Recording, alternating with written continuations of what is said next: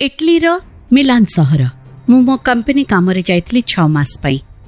हेले हठात आरंभ हो गला महामारी कोरोना। सबुआडे लॉकडाउन, किछि जगह सटडाउन मध्य। बाहर को बाहर भय। प्रतिदिन शह शह संख्यार लोकंकर मृत्यु। कौन से प्रकार बाहर को बाहरी हबनी।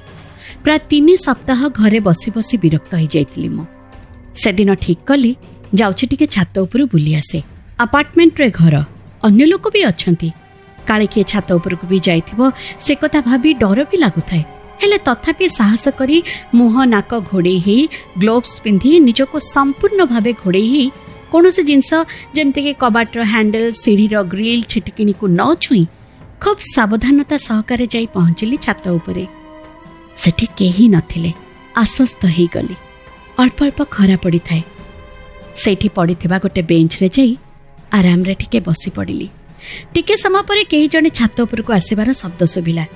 देखिले जने स्त्री लोक, बयस 45 कि 50 हब, बहुत गोरा। एइठिकार बासिंदा हेतिबे बोधे। से आसी मु बसिथिबा बेंच पाखरे बसिगले।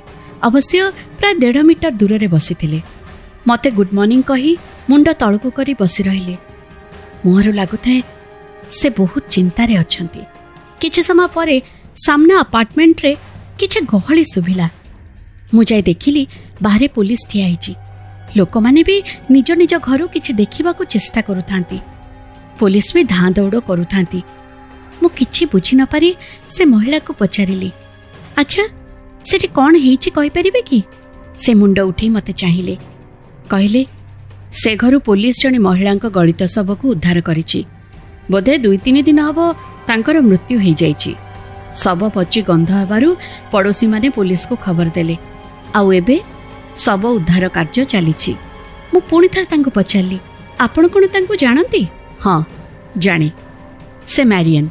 से तांको सासु ससुर और 2 पिला सह सेठी रुहंती। तांको स्वामींकर गोटे फैक्ट्री अछि एठो प्राय 1500 किलोमीटर दूर रे। से सेठी रुहंती। 15 दिन रे कि सप्ताह रे थरे आसंती। हेले एबे एठी केही नथिले। कारण कोरोना रे परिवारर 5 जन सदस्य मरी सारिथिले। आउ आजी मैरियन भी चली गले। मु पचारिली ए सब केमिति हला? माने लॉकडाउन घोषणा हो मैरियन को हस्बैंड घर को फेरी आसिले। कारण एमिति भी तांको घरे आउ तांको पिलांको संगे रहिबाकू से प्रायतः सुजोग पाउ नथिले।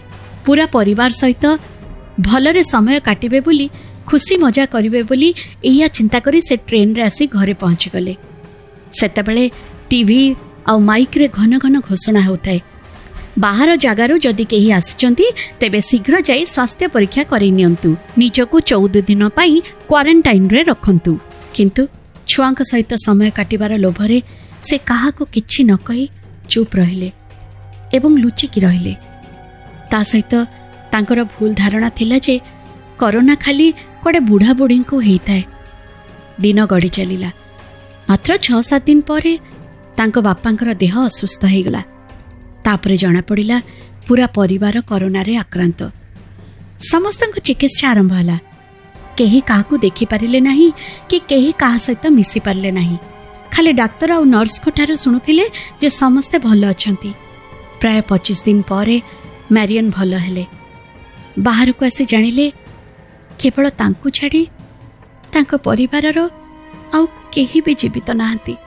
एबे से एका। पाद तळु तांकर भूमि खसीगला। एमिति कि से सेमानक सबको मध्य देखि पारिले नाही। पागल अवस्था से घर को फेरिले। घरर प्रति कोण रे तांकु तांको सासु ससुर 2 पिला आ स्वामींकर मुह दिसुथाए। अखाई न पी 6 दिन बीतीगला। कौन करिबे, कुआडे जिबे? ए समय रे आत्मीय स्वजन मध्य कोरोना भय रे केही भी आसु नथिले। आउ एबे ए अपर्याप्त संपत्ति, बैंक बैलेंस, फैक्ट्री, घर, गाड़ी कौन हबो ए सबु कौन परिवारर खुशी देई परिबो? एका जीवन रखी लाभ कौन? एमती सब भाभी भाभी टेंशन, ब्लड प्रेशर, न खाई न पी चौकी रे बसिथिबा अवस्था रे तांकर हृदघात हैला। से सेठी टळी पड़िले। मु कहली जहा भी हेचे भल हेची।